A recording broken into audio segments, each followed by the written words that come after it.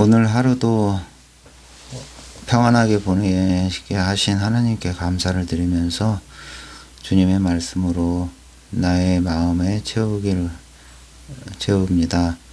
성경 5회도 시작하기 전에 기도함으로써 시작하겠습니다. 전능하신 하나님 아버지, 성경 말씀을 읽을 때 성령으로 깨닫게 하시고 마음과 생각을 지켜주옵시고 생명으로 인도하여 주시옵소서. 예수님의 이름으로 기도합니다. 아멘. 레위기 25장. 주께서 시내산에서 모세에게 말씀하셨다. 너는 이스라엘 자손에게 일러라. 내가 너희에게 줄 땅으로 들어가거든 너희는 땅의 안식을 취할 수 있게 해야 한다. 6해 동안은 밭에 씨를 뿌리고 포도원을 갖고 열매를 거두어라. 그러나 7째 되는 해에는 땅을 쉬게 하여라. 그 해에는 땅에 씨를 뿌리지도 말고 포도원을 가꾸지도 말아라. 그 해에는 저절로 자라난 곡식도 따로 거두지 말아라. 포도나무도 가꾸지 말아라. 그 해는 땅이 쉬는 해인 까닭이다. 안식년에 땅에서 저절로 난 것으로 너희는 너희 자신과 너희의 남종과 여종과 너희의 품꾼과 너희에게 몸붙여 사는 나그네뿐만 아니라 너희가 기르는 가축과 들짐승까지도 먹을 수 있을 것이다. 안식년에는 땅이 생산해내는 것이 무엇이든 너희는 그것을 먹을 수 있다. 안식년이 7번 지나가면 49년이 지나간다.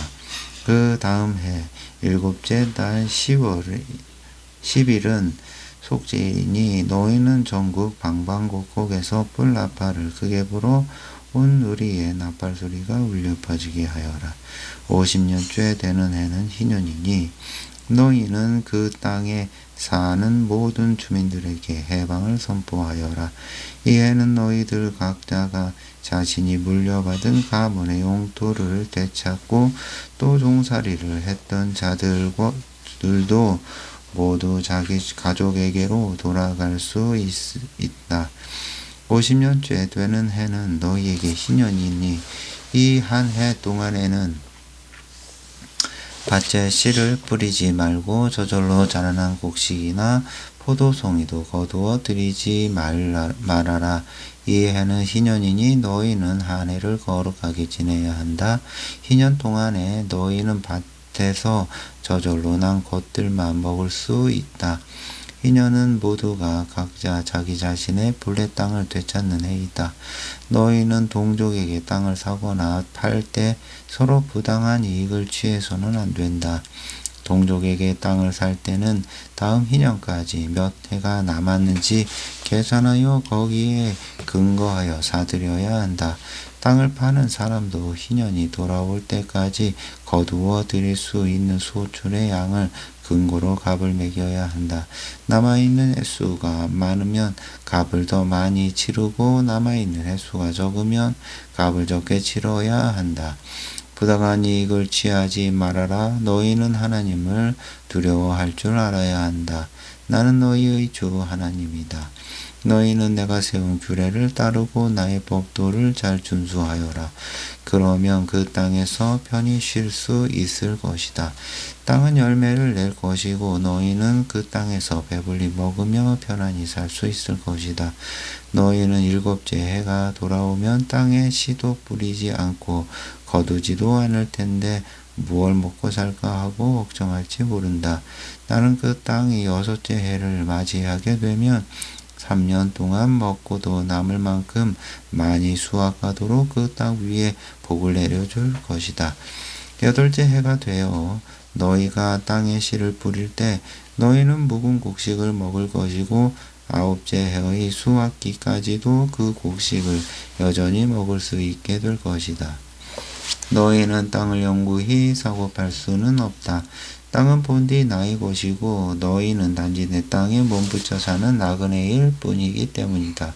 그러므로 너희가 유산으로 보유하고 있는 땅은 나라 안 어느 곳에 있든 그 땅을 사고팔 때에 다시 물을 수 있는 권리를 허용해야 한다. 동족 중에 한 사람이 가난하게 되어 자신이 가진 땅의 일부를 팔면 가까운 친척이 그 땅을 다시 사줄 수 있다. 다시 사줄 수 있는 가까운 친척이 없다면 땅은 판 사람이 형편이 좋아지면 그 땅을 다시 살 수 있다. 자신이 판 땅을 다시 살 때는 앞으로 돌아올 희년을 헤아려서 값을 치러주면 된다. 그렇게 값을 치르면 그 땅은 본래의 주인에게 돌아간다. 판 땅을 다시 살 여력이 없다면 그 땅은 희년이 돌아올 때까지 땅을 산 사람의 소유로 있다가 희년이 되면 본래의 주인에게로 돌아간다. 어떤 사람이 성벽에 둘러싸인 성 안의 집을 판다면 집을 판 날부터 1년 동안은 그 집을 되살 수 있는 권리가 있다. 만일 1년이 지나면 성벽에 둘러싸인 성 안의 집에 대한 소유권은 집을 산 사람과 그 자손에게 넘어간다. 희년이 되어도 그 집은 본래의 주인에게 돌아가지 않는다. 하지만 성벽으로 둘러싸여 있지 않은 시골 마을의 집은 토지와 같이 취급되어 어느 때든 본래의 주인이 되살 수 있다. 되살 능력이 없더라도 희년이 되면 본래의 주인에게 돌아간다. 레위 사람들이 사는 성읍의 집은 다른 사람에게 팔았다 할지라도 언제든지 그 집을 되살 수 있는 권리가 있다. 다시 사들이지 않더라도 희년이 되면 그 집은 본래의 주인에게 돌아간다. 레위 사람들이 살고 있는 성읍의 집은 본래 레위 사람의 유산으로 주어진 것이기 때문이다. 레위 사람들이 사는 성읍 주변의 목초지는 사고 팔 수 없다. 그것은 영원토록 레위 사람들의 소유이기 때문이다. 너희 종족 가운데 어떤 사람이 가난해져서 생계를 꾸려나갈 수 없게 되면 너희는 그 사람을 나그네나 손님처럼 너희와 함께 살 수 있도록 도와주어야 한다. 그런 사람에게는 어떤 이익도 취하지 말아라.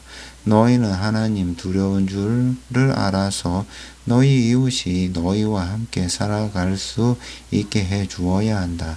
그런 사람에게는 이자를 받으려고 돈을 빌려 주어도 안 되고 이득을 남기고 먹을 것을 팔아서도 안 된다.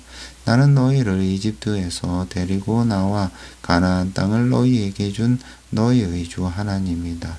내 동족 중 어떤 사람이 형편이 궁해져서 내게 팔려왔을지라도 그를 종처럼 부려서는 안 된다. 너희는 그를 품꾼이나 나그네처럼 대우해 주어라. 희년이 될 때까지는 너를 위해 일을 시켜라. 그러다가 희년이 되면 너희는 그와 그의 자식들을 풀어주어서 자기 친족에게 돌아가 조상 대대로 물려받은 땅을 차지하게 하여라. 너희는 내가 이집트 땅에서 이끌어낸 나의 종들이다. 그러니 누구도 다른 사람들에게 종으로 팔려갈 수 없다.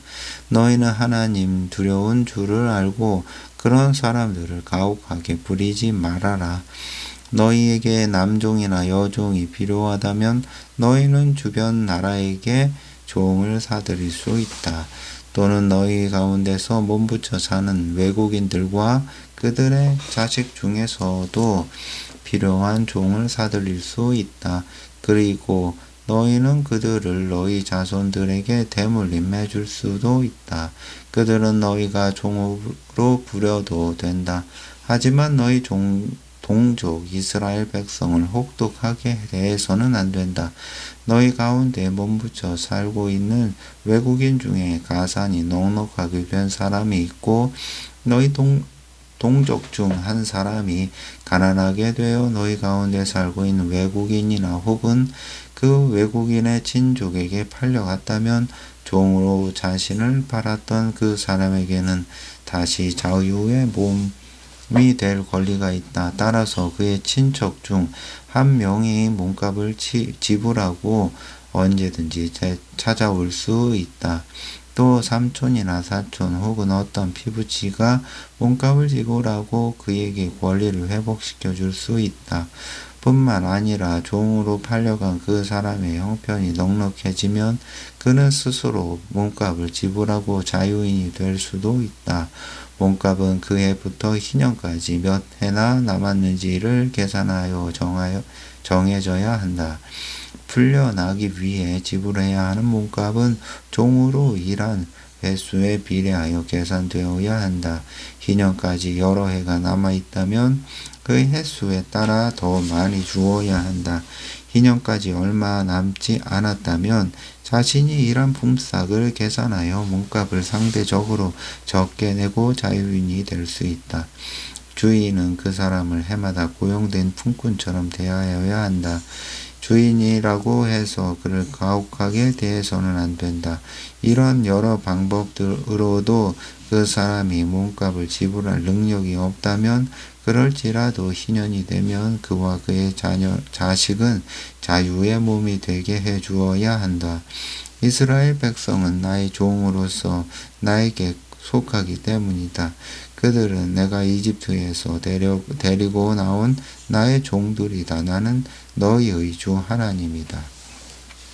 26장 너희는 우상이나 석상을 만들지 말고 세우지 말아라. 너희가 살고 있는 땅에서 돌을 깎아 만든 우상을 세워놓고 그 앞에서 절하지 말아라. 나는 너희 주 하나님이다. 너희는 내가 정해준 안식일을 지키고 내 성소를 소중히 돌보아라. 나는 주다. 너희는 내가 일러준 규례와 명령에 따라 살아라. 그리하면 내가 때에 따라 비를 내려주고 땅은 수확물을 낼 것이고 들판의 나무들은 풍성하게 과일을 맺을 것이다. 너희는 포도를 거두어 들일 때까지 주수를 할 것이고 씨를 뿌릴 때까지 포도를 거두어 들일 것이다. 이렇듯 너희는 배불리 먹으면서 편히 살 수 있을 것이다. 또 내가 너희의 땅에 평화가 깃들게 하리니 너희는 아무 두려움 없이 잠자리에 들게 될 것이다. 너희 땅에는 사람을 해치는 맹수도 전쟁도 더 이상 없을 것이다. 너희는 적들을 추격하여 칼로 그들을 쓰러뜨릴 것이다. 너희들 5명만 있어도 100명의 적을 당해낼 것이고 100명이 1만 명을 쓰러뜨릴 것이다. 그들은 너희의 칼에 쓰러질 것이다. 나는 항상 너희를 보살펴주고 너희에게 복을 내려 너희 자손들이 불어나게 하겠다. 또 나는 너희와 세운 언약을 반드시 지킬 것이다. 묵은 곡식을 먹다가 핵곡식이 나면 묵은 곡식을 너희에게서 치워버려야 할 정도가 될 것이다. 나는 너희 가운데 살며 너희를 싫어하지 않을 것이다. 나는 너희 가운데 거닐며 너희의 하나님이 될 것이고 너희는 나의 백성이 될 것이다. 나는 이집트 땅에서 노예 신세였던 너희를 이끌어내어 자유인이 되게 한 너희의 주 하나님이다. 또 나는 너희가 메었던 멍에의 가름대를 깨뜨려서 너희로 하여금 당당하게 얼굴을 들고 걸어 다니게 하였다. 그러나 만일 너희가 내 말을 따르지 않고 내가 일러준 명령에 따라 살지 않으면 또 내가 가르쳐준 규례를 거부하고 법도를 하찮게 여겨 나와 맺은 언약을 깨뜨리면 나는 너희에게 벌을 내릴 것이다. 너희에게 갑장스러 재앙을 내리고 도저히 고칠 수 없는 병을 내려 앞을 보지 못하게 하고 목숨까지 잃게 만들 것이다. 너희가 씨를 뿌려도 헛될 것이니 내 원수들이 그 곡식을 모조리 먹어 치울 것이기 때문이다.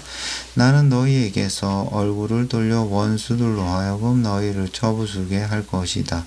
너희를 미워하는 자들이 너희를 지배할 것이고 너희는 아무도 뒤쫓는 자가 없는데도 도망치기에 바쁠 것이다. 이런 일을 겪고 나서도 너희가 여전히 내 말을 듣지 않으면 나는 그보다 7배나 더 심한 벌을 내릴 것이다. 내가 너희의 완고한 자만을 꺾어버릴 것이다. 하늘은 강철 같아서 비 한 방울을 내리지 않고 땅은 놋새처럼 단단해질 것이다. 힘써 일해도 너희에게 돌아오는 것은 아무것도 없을 것이다. 땅에서는 거둘 것이 아무것도 없고 나무는 어떤 과실도 맺지 않을 것이다. 그래도 너희가 계속해서 내 말을 따르지 않으면 나는 그보다 7배나 더한 벌을 내릴 것이다. 나는 너희가 살고 있는 곳에 짐승을 보낼 것이고 그리고 그러면 맹수들이 너희 자식들을 잡아먹고 너희 가축들을 물어 죽일 것이다. 그래서 너희는 차츰 수가 줄어들어 길거리가 황량하게 비게 될 것이다. 이런 일을 당하고도 정신을 차리지 못하고 너희가 계속해서 나에게 등을 돌리면 나는 그보다 7배나 더한 벌로 너희를 내리칠 것이다. 내가 너희를 칼로 내리쳐서 너희가 언약을 지키지 않은 것을 응징할 것이다. 너희가 여러 성읍으로 도망을 치면 나는 너희들 사이에 전염병을 퍼뜨리고 너희를 원수들의 손에 넘겨줄 것이다. 또 너희의 식량을 바닥나게 하여 10여인이 한 화덕에서 빵을 굽게 할 것이다. 그 여인들은 너희에게 빵을 저울에 달아줄 것이고 너희는 그 빵을 먹어도 배가 채워지지 않을 것이다. 이런 일을 겪고도 너희가 정신을 차리지 못하고 내게 등을 돌리면 내가 너희에게 진노하여 7배나 더 가혹한 벌을 내릴 것이다. 너희는 심지어 너희가 낳은 자식들까지 잡아먹게 될 것이다. 내가 너희의 산당을 부숴버리고 향불을 피우던 제단을 깨뜨려 버려 동강난 그 우상들 위에 너희의 시체를 질비하게 쌓아 놓을 것이다. 나는 너희를 가증스럽게 여길 것이다. 나는 너희의 성읍들을 폐허로 만들 것이다. 너희의 성소를 황폐하게 하고 너희가 바치는 제물을 거들떠 보지도 않을 것이다. 너희가 피워 올리는 향기도 오히려 역겨워할 것이다. 내가 너희 사는 땅을 황폐하게 하리니 그곳에 사는 너희 원수들이 그 황폐한 땅을 보고 오히려 놀라게 될 것이다. 또 내가 너희를 문나라로 흩어버리고 칼을 뽑아 들고 너희를 뒤쫓아갈 것이다. 너희가 살던 땅은 황폐해지고 성읍마다 폐허 더미가 될 것이다. 너희가 적들의 나라에 붙잡혀 있는 동안 황폐해진 땅은 오히려 편안히 쉬게 될 것을 기뻐할 것이다. 땅은 비로소 안식을 누리게 될 것이다. 너희가 그 땅에 살 때에는 땅의 안식년에도 쉬지 못했다. 하지만 황폐하게 버려진 기간 동안 내내 땅은 안식을 누리게 될 것이다. 너희 가운데 살아남은 자들은 적들의 땅에 끌려가서 마음 졸이며 살아가야 할 것이다. 너 바람에 흔들리는 나뭇잎 소리만 들어도 깜짝깜짝 놀라고 당황하며 안절부절 못하게 될 것이다. 뒤쫓는 자들이 아무도 없는데도 마치 칼을 피해 도망가듯 죽을 듯이 달리다가 고꾸라지게 될 것이다. 뒤쫓는 자들이 아무도 없는데도 너희는 칼을 피해 도망가듯 허둥대다가 자기들끼리 치고받다가 넘어지게 될 것이다. 너희는 적들 앞에 제대로 설 수조차 없을 것이다. 너희는 여러 나라에 흩어져서 망하고 말 것이다. 적들의 땅이 너희를 집어삼킬 것이다. 또 너희 가운데 살아남은 자들도 자신들이 저지른 죄와 조상들의 죄로 인해 지지부진하여 힘을 쓰지 못할 것이다. 그때야 비로소 너희는 자신들의 죄와 조상들의 죄를 깨닫고 나에게 등을 돌리고 나를 대적한 잘못을 고백하게 될 것이다. 그리하여 왜 내가 그토록 그들에게 적대적이어서 그들을 적들의 땅으로 보내버렸는지, 왜 그들이 이방 땅에 끌려와 숨어 당하며 살아야 했는지를 깨달을 것이다. 그렇게 할례받지 못한 그들의 마음이 겸손해져서 자신들이 받아야 할 벌을 순순히 달게 받으면, 그러면 나 주는 야곱과 맺은 언약, 이삭과 맺은 언약, 아브라함과 맺은 나의 언약을 기억하고 그 땅을 기억할 것이다. 그들에게 버림받아 황폐해진 그 땅은 그들이 없는 동안 오히려 안식을 누리게 될 것이다. 그들은 내 율법을 거부하고 내가 정한 규정을 우습게 알았으므로 자기들의 죄값을 치러야 할 것이다. 하지만 그들이 적들의 땅에 있는 동안에는 또 나는 그들을 버리지도 혐오하지도 않을 것이다.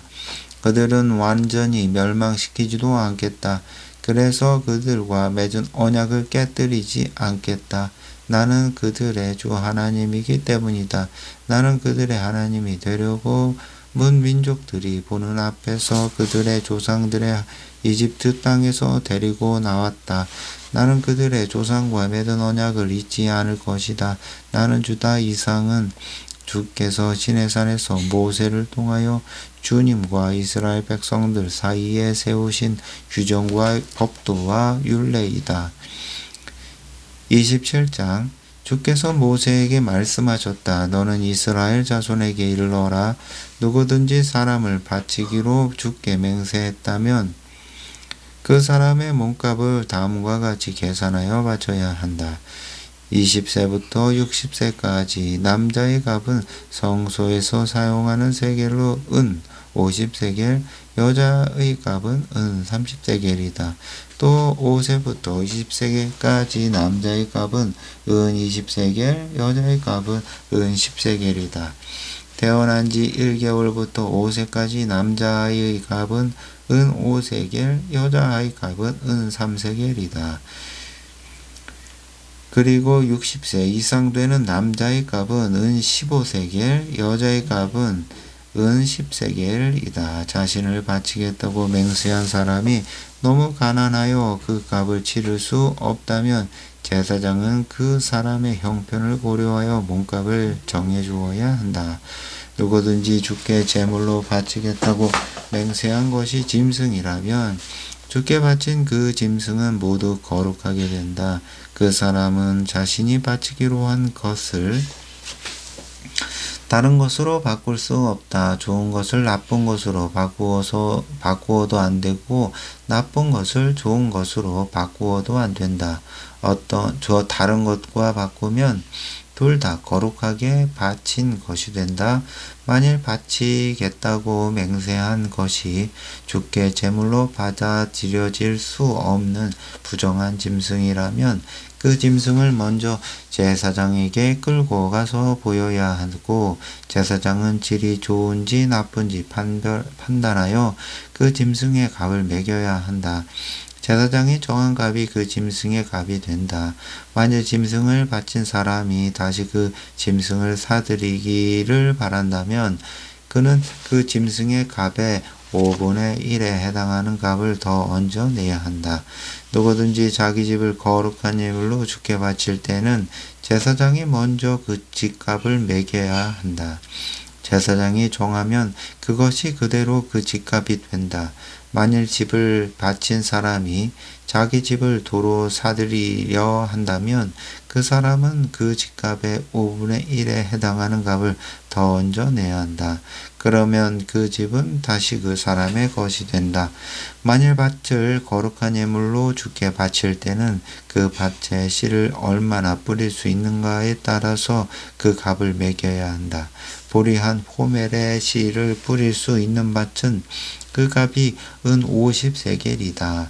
바친 시기가 희년이라면 밭값은 은 50세겔로 계산해야 한다. 하지만 희년이 지나 다음에 밭을 바칠 때는 다음 희년까지 남은 횟수에 따라 그 값을 매겨야 한다. 제사장은 밭값을 이렇게 계산하여 본래 값에서 값을 더 적게 매기게 된다. 만일 밭을 바친 사람이 다시 그 밭을 사들이려고 한다면 그 밭값의 5분의 1에 해당하는 값을 더 얹어내야 한다. 하지만 밭을 다시 사들이지 않아서 그 밭이 다른 사람에게 팔렸을 경우 본래의 주인은 그 밭을 다시 사들일 수 없게 된다.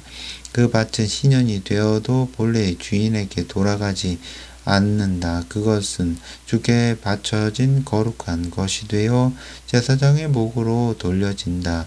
만일 어떤 사람이 자신의 유산이 아닌 자신이 산 밭을 주께 바치려고 한다면 제사장의 희년까지 남은 횟수를 바탕으로 그 밭값을 정해주면 그 사람은 밭값에 해당하는 돈을 주께 바쳐야 한다. 이런 경우에 그 밭은 희년이 되면 본래의 주인에게 돌아간다. 밭값을 계산할 때 20게라는 한 세겔로 계산하는 성소의 세겔로 계산해야 한다. 짐승의 첫 새끼는 본래 주의 것이므로 새삼 예물로 주께 바칠 필요가 없다. 송아지든 어린 양이든 어린 염소든 다 마찬가지다. 그러나 첫 새끼가 부정한 경우에는 정해진 값에다 5분의 1에 해당하는 값을 더 얹어서 사드릴 수 있다. 그러나 바치는 사람이 되사드리지 않으면 제사장은 그 첫 새끼를 정해진 값으로 다른 사람에게 팔 수 있다. 하지만 사람이 자신의 소유물 가운데서 어떤 것을 주께 아주 바쳐 그것이 지극히 거룩한 것이 되었을 경우에는 사람이든 짐승이든 가문의 땅이든 그것들을 되사드릴 수 없고 다른 사람에게 팔 수도 없다. 그것들은 이미 주께 아주 바쳐진 지극히 거룩한 예물이 되었기 때문이다. 비록 사람일지라도 그처럼 주께 아주 바쳐졌다면 다시 물을 수 없다. 그런 사람은 반드시 죽여야 한다. 10.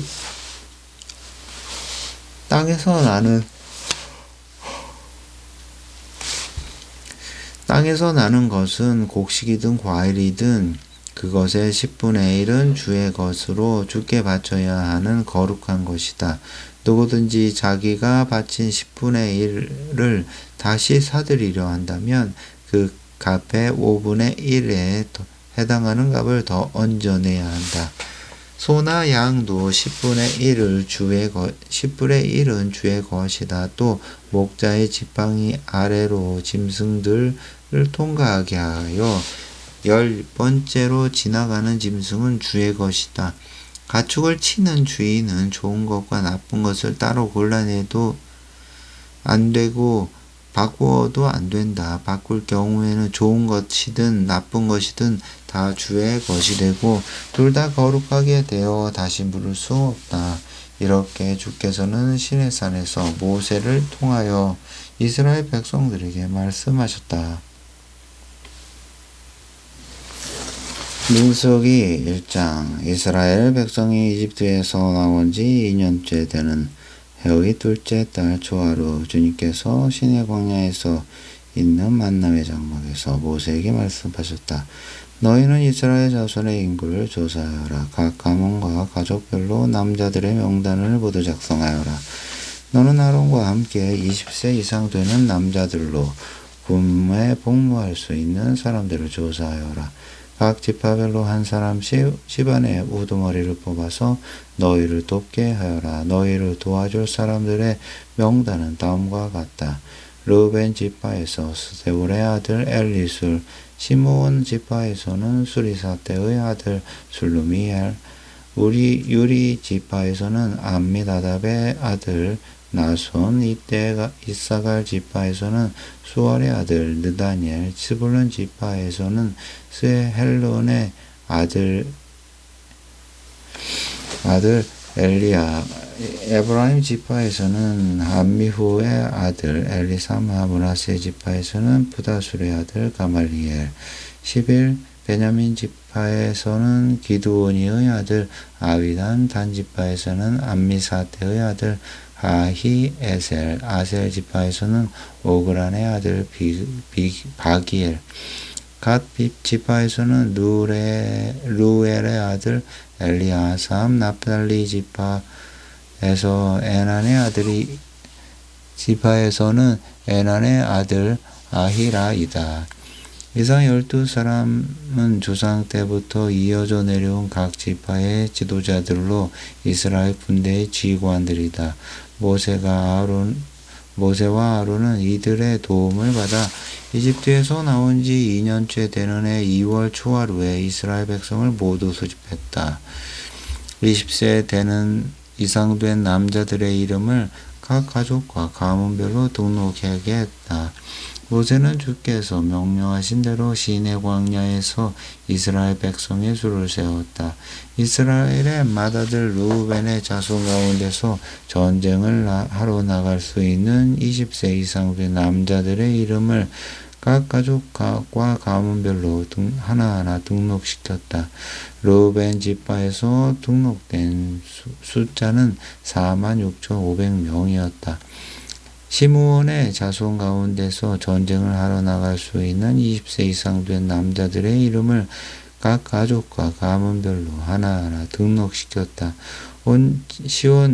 시므온 지파에서 등록된 숫자가 50만 9,300명이었다. 각 자손 가운데 전쟁을 하러 나갈 수 있는 20세 이상 된 남자들의 이름을 각 가족과 가문별로 하나하나 등록시켰다. 각 지파에서 등록된 숫자는 45,650명이었다. 유다의 자손 가운데서 전쟁을 하러 나갈 수 있는 20세 이상 된 남자들의 이름을 각 가족과 가문별로 하나 등록시켰다. 유다 지파에서 등록된 자손 숫자는 74,600명이었다. 이사갈의 자손 가운데서 전쟁을 하러 나갈 수 있는 20세 이상 된 사람들의 이름을 각 가족과 가문별로 하나하나 등록시켰다. 이사갈 지파에서 등록된 숫자는 54,400명이었다.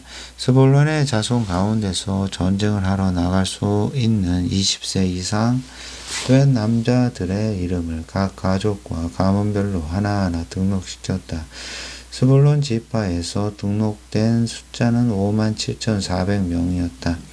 요셉의 아들인 에브라임 자손 가운데서 전쟁을 하러 나갈 수 있는 20세 이상 된 남자들의 이름을 각 가족과 가문별로 하나하나 등록시켰다. 에브라임 지파에서 등록된 숫자는 45,500명이었다. 요셉의 아들 므낫세의 자손 가운데서 전쟁을 하러 나갈 수 있는 20세 이상 된 남자들의 이름을 각 가족과 가문별로 하나하나 등록시켰다. 므낫세 지파에서 등록된 사람은 32,200명이었다.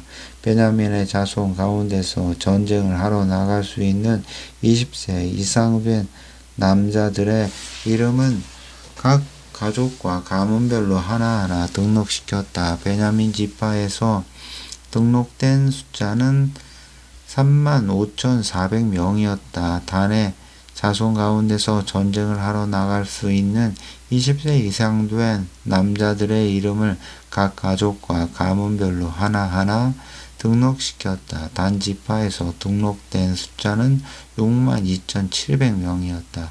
아셀의 자손 가운데서 전쟁을 하러 나갈 수 있는 20세 이상 된 남자들의 이름을 각 가족과 가문별로 하나하나 등록시켰다.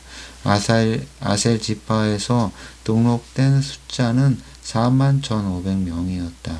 납달리 자손 가운데서 전쟁을 하러 나갈 수 있는 20세 이상 된 남자들의 이름을 각 가족과 가문별로 하나하나 등록시켰다. 납달리 지파에서 등록된 숫자는 53,400명이었다. 이들은 모두 요새와 아론 그리고 이스라엘 각 지파를 대표하는 12명의 지도자들이 함께 조사하여 등록시킨 사람들이다. 이렇게 이스라엘에서 각 집안별로 전쟁에 나가 싸울 수 있는 20세 이상 된 남자의 수를 세웠다. 모두 합하니 60만 3,550명이었다. 그러나 레위 지파 사람들은 다른 지파들과는 달리 등록시키지 않았다. 주께서 모세에게 이렇게 말씀하셨기 때문이다. 레위 지파 사람들은 이스라엘 사람들을 헤아리는 인구조사에 넣지 말아라. 그들은 법궤를 모셔든 성막과 그 안에 있는 여러 기구들을 보살피는 일을 맡아보게 하여라. 그들은 진영을 이동할 때나 성막과 그 안에 있는 여러 기구들을 운반하는 일을 해야 한다. 그들은 성막을 돌보고 그 주변에서 성막을 치고 살아야 한다. 레위인들은 성막을 옮길 때마다 성막을 거두고 다시 치는 일을 해야 한다. 다른 사람이 성막에 접근하면 죽음을 당할 것이다. 이스라엘 자손은 자신이 속한 각 부대의 깃발 아래 천막을 쳐라. 하지만 레위인들은 법궤를 모시는 성막 주변에 천막을 치고 성막을 보살펴야 한다. 그래서 주의 진노가 이스라엘 사람들에게 내리지 않게 해야 한다. 레위인들에게는 법궤를 모시는 성막을 돌보아야 할 책임이 있다. 이스라엘 백성은 주께서 모세에게 명령하신 대로 따랐다. 2장 주께서는 모세와 아론에게 말씀하셨다. 이스라엘 백성은 집안을 나타내는 깃발과 함께 자신의 부대 깃발을 걸고 그 아래에 진을 치되 만남의 장막에서 조금 떨어진 곳에 빙 둘러가며 진을 쳐라. 해가 떠오르는 동쪽에는 유다 진영의 부대가 깃발을 내걸고 진을 쳐라. 유다 지파의 지도자는 암미 나답의 아들 나손이다. 그의 부대 인원은 74,600명이다. 그 옆에는 이사갈 지파가 진을 쳐라. 이사갈 지파의 지도자들은 수알의 아들 느다넬이다. 이는 그의 부대 인원은 54,400명이다. 그 옆에 스불론 지파가 진을 쳐라. 스불론 지파의 지도자는 헬론의 아들 엘리압이다. 그의 부대 인원은 57,400명이다. 유다 진영에 소속된 숫자는 각 지파를 모두 합해 186,400명이다. 유다 진영은 전체 이스라엘의 부대 중 가장 앞장서서 진행하여라. 남쪽에는 루벤 진영의 부대가 깃발을 내걸고 진을 쳐라. 루벤 지파의 지도자는 스데울의 아들 엘리술이다. 그의 부대 인원은 46,500명이다. 그의 옆에는 시므온 지파가 진을 쳐라. 시므온 지파의 지도자는 수리사 때의 아들 술룸비엘이다. 그의 부대 인원은 59,300명이다. 그 옆에는 갓 지파가 진을 쳐라. 갓 지파의 지도자는 루엘의 아들 엘리아삽이다. 그의 부대 인원은 45,650명이다. 루벤 진영에 소속된 군사들의 숫자는 각 지파를 모두 합해 151,450명이다. 루벤 진영은 유다 진영에 이어 두 번째로 행진하여라. 다음으로는 성막과 레위 지파의 진영이 모든 진영의 한가운데에서 행진하여라. 각 진영은 진을 칠 때와 똑같은 순서로 출발하고 모두가 자기 부대의 깃발 아래에 위치해야 한다. 서쪽에는 에브라임 진영이 깃발을 내걸고 진을 쳐라. 진에는 에브라임 지파, 므낫세 지파, 베냐민 지파 군인들을 배속시켜라. 에브라임 지파의 지도자는 암미훗의 아들 엘리사마다. 그의 부대 인원은 45,000명이다. 그 옆에는 므낫세 지파가 진을 쳐라. 므낫세 지파의 지도자는 부다술의 아들 가말리엘이다. 그의 부대 인원은 32,200명이다. 그 옆에는 베냐민 지파가 진을 쳐라. 베냐민 지파의 지도자는 기드온이의 아들 아비단이다. 그의 부대 인원은 35,400명이다. 에브라임 진영에 속된 숫자는 각 지파를 모두 합해 8,100명이다. 에브라임 진영은 세 번째로 행진하여라. 북쪽에서 단 진영이 깃발을 내걸고 진을 쳐라. 단 지파의 지도자는 암미사대의 아들 아비에셀이다. 그의 부대 인원은 62,700명이다. 그 옆에는 아셀 지파가 진을 쳐라. 아셀 지파의 지도자는 오그란의 아들 바기엘이다. 그의 부대 인원은 41,500명이다. 그 옆에는 납달리 지파가 진을 쳐라. 납달리 지파의 지도자는 에난의 아들 아히라이다. 그의 부대 인원은 53,400명이다. 단 진영에 소속된 숫자는 각 지파를 모두 합해 157,600명이다. 단 진영은 깃발을 세우고 전체 이스라엘의 맨 뒤에서 출발하여라. 이렇게 각 지방별로 명단에 오른 전체 이스라엘 진영에 속한 군인의 수는 모두 60만 3,550명이다. 주께서 모세에게 말씀하신 대로 레위인들은 이스라엘 군인들의 명단에 넣지 않았다. 이스라엘 백성은 주께서 모세에게 명하신 대로 가족과 가문별로 각기 자기 진영의 깃발을 내걸고 진을 치고 또 행진하였다. 3장 주께서 시내산에서 모세에게 말씀하실 당시 아론과 모세의 집안은 다음과 같았다. 아론에게는 맏아들 나답을 비롯하여 아비후, 엘르아살, 이다말의 네 아들이 있었다. 이들은 모두 기름 부음을 받고 제사장에 임명되었다. 나답과 아비후는 시내 광야에서 주께서 지시하지 않은 다른 불로 주께 분향을 올리다가 죽고 말았다. 그들에게는 아들이 없었다. 그래서 아론이 생존에 있을 당시에 엘르아살과 이다말만이 아버지를 도와 제사장 일을 했다. 주께서 모세에게 이르셨다. 레위 지파 사람들을 불러다가 제사장 아론의 일을 거들게 하라. 그들은 아론과 이스라엘 사람들을 위해 만남의 장막 입구에서 일을 하게 하여라. 그들은 만남의 장막에 딸려있는 여러가지 기구와 물품들을 맡아서 관리하고 또 이스라엘 백성들이 성막에 와서 해야 할 일들을 거들도록 하여라. 너는 레위인들을 아론과 그의 아들들에게 맡겼다. 그들은 아론과 그의 아들들에게 맡겨진 사람들이다. 너는 아론과 그의 아들들을 제사장으로 임명하여라. 다른 사람이 성소에 가까이 가면 죽음을 면치 못하리라. 주께서 모세에게 말씀하셨다. 나는 이스라엘 백성 가운데서 레위인들을 택하여 모든 이스라엘 여성들의 맏아들로 삼았다. 레위인들은 나의 것이다. 처음 난 것은 모두 나의 것이기 때문이다. 내가 이집트에서 사람이나 가축이든 첫 새끼를 모두 죽였을 때 나는 나 자신을 위해 이스라엘의 모든 첫 새끼는 거룩하게 구별하여 살려두었다. 그들을 나의 것으로 삼기 위해서이다. 나는 주다. 주께서 시내 광야에서 모세에게 이르셨다. 레위인을 가족과 가문별로 구별하여 태어난 지 한 달 이상 된 남자들의 수를 기록하여라.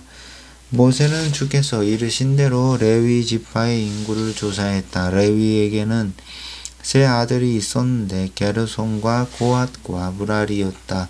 게르손의 아들은 님리와 시므이로 각기 자기의 가족을 이루었다. 고핫의 아들은 아므람과 이스할과 헤브론과 우시엘로 각기 자기의 가족을 이루었다. 무라리의 아들은 말과 무시로 이들도 각기 자기의 가족을 이루었다. 다음은 여러 가문에 따른 레위 가족의 지파의 가족들이다. 림니 가족과 시므의 가족은 게르손을 조상으로 하는 게르손 집안에 속한다. 이들 가운데 태어난 지 한 달 이상 된 남자는 모두 7,500명이었다. 게르손 집안에 속한 가족들은 성막의 뒤쪽 서쪽에 진을 치게 했다. 게르손 집안의 지도자는 라헬의 아들 아삽이었다. 게르손 집안 사람들이 해야 할 일은 만남의 장막을 치거나 이동할 때 성막과 그것을 감싸는 덮개, 성막 입구 휘장, 성막들 사면을 치는 유래 휘장, 제단의 사면을 두르는 휘장, 성막 및 제단 입구의 휘장, 그리고 이 모든 것들을 칠 때 사용하는 줄을 관리하는 일이었다. 아므람의 가족, 이스할의 가족, 헤브론의 가족, 우시엘의 가족은 고앗을 조상으로 하는 고앗 집안에 속한다. 이들 가운데 태어난 지 한 달 이상 된 남자들은 모두 8,600명이었다. 이들은 성소를 지키는 일을 맡았다. 고한 집안에 속한 가족들은 성막 남쪽에 진을 치게 했다. 고앗 집안의 지도자는 우시엘의 아들 엘리사반이었다. 이들이 맡은 일은 법궤와 상, 등잔대, 제단들, 또 성소에서 제사장들이 쓰는 여러 기구들과 여러 가지 휘장을 관리하는 일이었다. 제사장 아론의 아들 엘라살은 레위 지파에 속한 여러 가족들의 최고 지도자로 성소에서 여러 가지 일을 맡아보는 사람들을 감독하는 책임을 맡았다. 말리 가족과 무시 가족은 무라리를 조상으로 하는 무라리 집안에 속한다. 이들 가운데 태어난 지 한 달 이상 된 남자는 모두 6,200명이었다. 무라리 집안에 속한 가족들은 성막 북쪽에 진을 치게 했다. 무라리 집안의 지도자는 아비하일의 아들 수리엘이었다. 이들이 맡은 일은 성막을 세울 때 쓰는 널빤지와 가로다지, 기둥 받침대, 그리고 이것들을 조립하는 데 필요한 여러 가지 부속품과 기구들, 성막 사면에 휘장을 칠 때 사용하는 기둥, 그 밑받침과 말뚝, 이것들을 메어 놓은 줄을 관리하는 것이었다. 모세와 아론의 아들들은 만남의 장막 앞쪽인 성막의 동쪽 해뜨는 곳에 진을 쳤다. 이들은 이스라엘 백성을 대신하여 성소에서 제사를 드리는 책임을 맡았다. 그들 외에 성소에 가까이 가는 사람들은 모두 죽음을 면치 못했다. 모세와 아론이 주께서 이르신 대로 레위들을 각 가족별로 구별하여 태어난 지 한 달 이상 된 남자들을 세어보니 모두 22,000명이었다. 주께서 모세에게 말씀하셨다. 이스라엘 백성 가운데서 태어난 지 한 달 이상 된 남자들의 명단을 작성하여라. 나를 위해 레위인들을 택하여 모든 이스라엘 백성들의 맏아들을 대신하게 하고 레위인들의 가축을 이스라엘 백성이 소유한 가축들의 첫 새끼로 여겨라. 나는 주다. 모세는 주의 명령대로 이스라엘 백성 가운데서 맏아들을 일일이 세어보니 태어난 지 한 달 이상 된 남자가 모두 22,273명이었다. 주께서 모세에게 말씀하셨다. 레위인들을 택하여 모든 이스라엘 백성의 맏아들을 대신하게 하고 레위인들의 가축을 이스라엘 백성이 소유한 가축들의 첫 새끼로 여겨라. 레위인은 나의 것이다. 나는 주다. 이스라엘 백성의 맏아들이 레위인의 숫자보다 273명이 더 많으므로 이들의 몸값으로 한 사람당 5세겔씩 쳐서 거두어 드리되 성소에서 사용하는 세겔로 거두어 드려라. 1세겔은 20게라이다. 이렇게 초과된 사람들의 숫자만큼 거두어 드린 몸값은 아론과 그의 아들들에게 주어라. 모세는 주께서 말씀하신 대로 레위인들에 의해 구속되는 숫자보다 추가된 사람 수에 해당하는 속전을 거두었다. 이스라엘의 맏아들들에게서 거둔 돈이 성소에서 사용하는 세겔로 모두 1365세겔이었다. 모세는 주께서 이르신 대로 이 몸값을 모두 아론과 그의 아들들에게 주었다. 주께서 모세와 아론에게 말씀하셨다. 레위인 가운데서 고앗 사람들은 그 지방과 가족별로 인구를 조사하여라. 만남의 장막에서 일을 할 수 있는 30세 이상부터 50세까지의 남자들이 얼마나 있는지 그 수를 세어 보아라. 고앗의 자손들이 해야 할 일은 만남의 장막에 있는 더 없이 거룩한 물건을 관리하는 것이다. 진영을 옮길 때 아론과 그의 아들들은 성막 안으로 들어가 벗개 앞을 가리고는 휘장을 걷어내어 그 휘장으로 벗개를 쌓아라. 그리고 그 위를 바닷속 가죽으로 덮고 마지막으로 순청색 보자기로 싸라. 그런 뒤 벗개 옆에 달린 고리에 들고 다닐 수 있도록 만든 채를 깨워라. 차려놓은 상 위에 청색 보자기를 펴라. 대접과 접시와 부어드리는 재물을 담는 병과 잔들을 그 위에다 올려놓아라. 항상 차려놓은 빵도 함께 올려놓아라. 그런 뒤 진홍색 보자기를 덮고 그 위에 바닷속 가죽으로 덮어라. 그런 뒤에 들고 다닐 수 있게 만든 채를 그 상에 달린 고리에 깨워라. 그런 다음에는 청색 보자기를 가져다가 등잔대와 그 위에 올려놓은 등잔들, 부집개와 불똥을 담는 그릇, 그것들과 함께 쓰는 기름 그릇들을 싸라. 그런 다음 바닷속 가죽으로 덮고 그것을 들것 위에 얹어라. 그 다음에는 금제단을 청색 보자기로 싸라. 그 위를 바닷속 가죽으로 덮은 다음 금제단에 달린 고리의 채를 깨어라.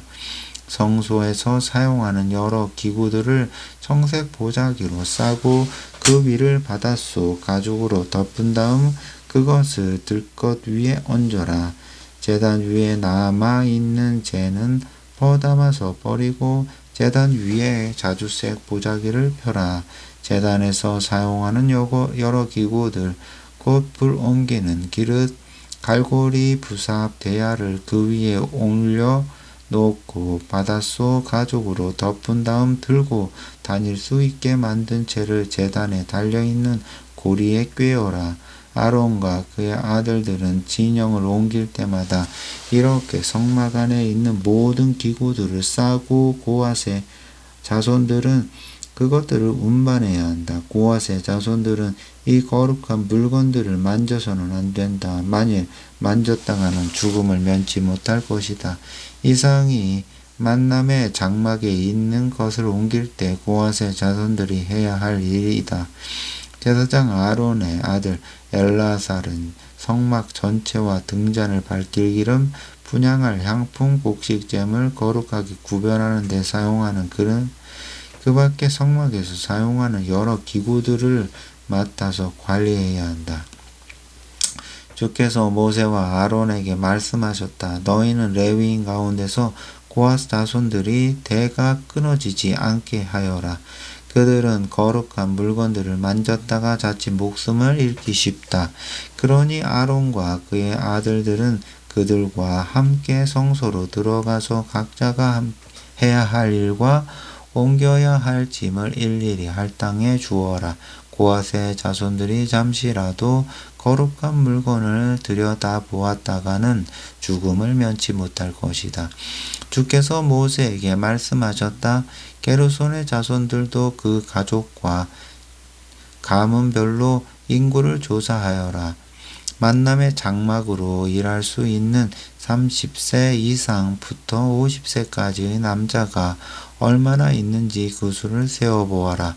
게르손의 자손들이 해야 할 일과 옮겨야 할 짐은 다음과 같다. 성막의 휘장들, 만남의 장막, 바닷속 가죽으로 만든 속덮개와 겉덮개, 만남의 장막 입구의 휘장, 성막과 제단 사면을 치우는 울의 휘장과 그 울을 치는 줄, 또 성막들 입구에 치는 휘장이다. 게르손의 자손들은 이것들을 운반해야 한다. 게르손의 자손들은 짐을 꾸리고 풀고 옮기면서 아론과 그의 아들들의 지시에 따라야 한다. 너희는 게르손의 자손들에게 그들이 옮겨야 할 짐을 일일이 정해 주어야 한다. 이상이 게르손의 자손들이 만남의 장막에서 해야 할 일이다. 게르손의 자손들은 제사장 아론의 아들 이다말의 감독하에 이런 일을 해야 한다. 너는 무라리의 자손들도 그 가족과 가문별로 인구를 조사하여라. 만남의 장막에서 일할 수 있는 30세 이상부터 50세까지의 남자들이 얼마나 있는지 그 수를 세어보아라. 이들이 옮겨야 할 것은 성막을 치는 데 쓰는 휘장의 널빤지, 가로대와 기둥 밑받침, 또 성막들 사면의 저울 취장의 기둥과 기둥 밑받침, 말뚝 이러한 것들을 세울 때 사용하는 줄과 그에 딸린 모든 부속품이다. 너희는 무라리의 자손들이 옮길 품목을 일일이 정해 주어야 한다. 이상은 제사장 아론의 아들 이다말의 책임 아래에 무라리의 자손들이 만남의 장막에서 해야 할 일이다. 모세와 아론은 이스라엘 백성의 지도자들과 함께 고아 자손들의 수를 그 가족과 가문별로 헤아려 보았다. 만남의 장막에서 일할 만한 30세에서 50세까지의 남자는 가족별로 모두 2750명이었다. 이는 주께서 모세에게 명하신 대로 모세와 아론이 만남의 장막에서 일할 고앗의 자손들을 가족별로 헤아려 본 숫자이다. 게르손의 자손들로서 만남의 장막에서 일할 만한 30세에서 50세까지 남자들은 가족과 가문별로 헤아려 보니 모두 2630명이었다.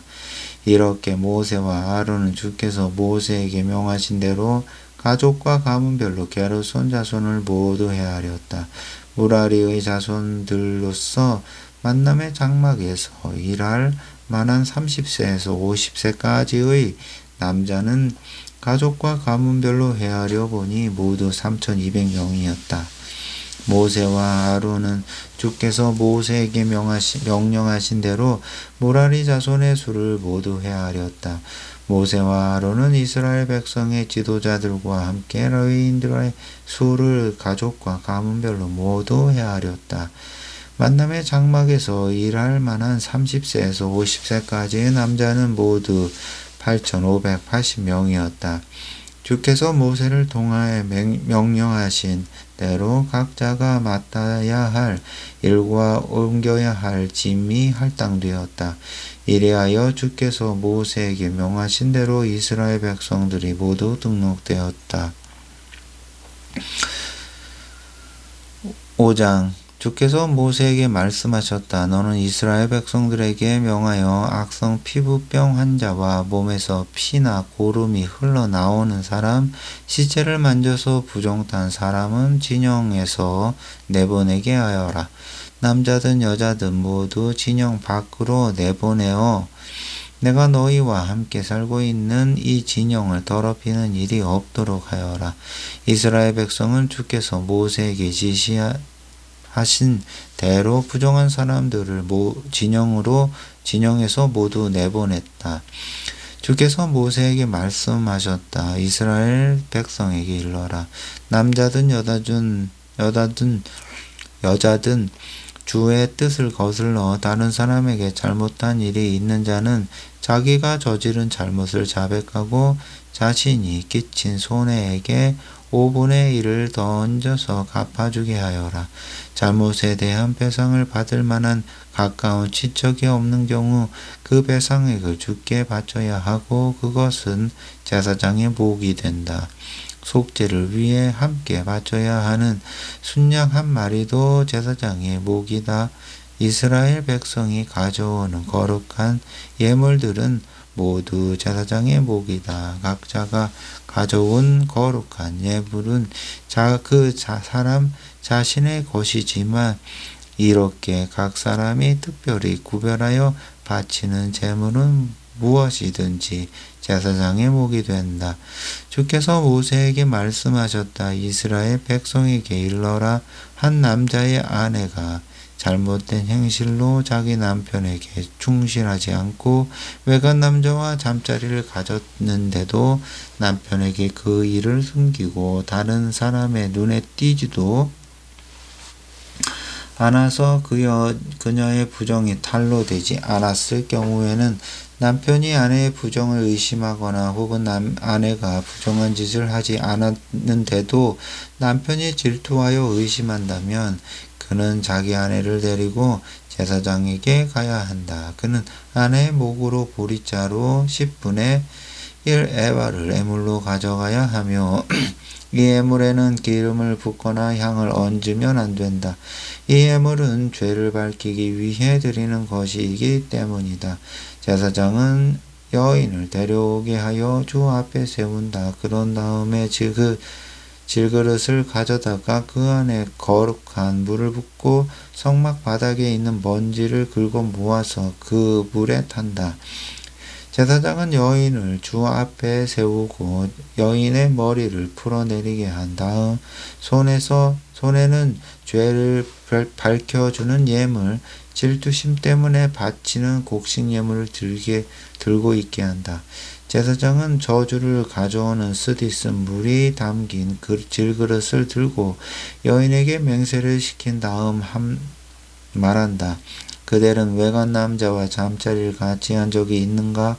지금의 남편과 결혼 상태에 있는데도 남편을 배반하여 몸을 더럽힌 일이 있는가?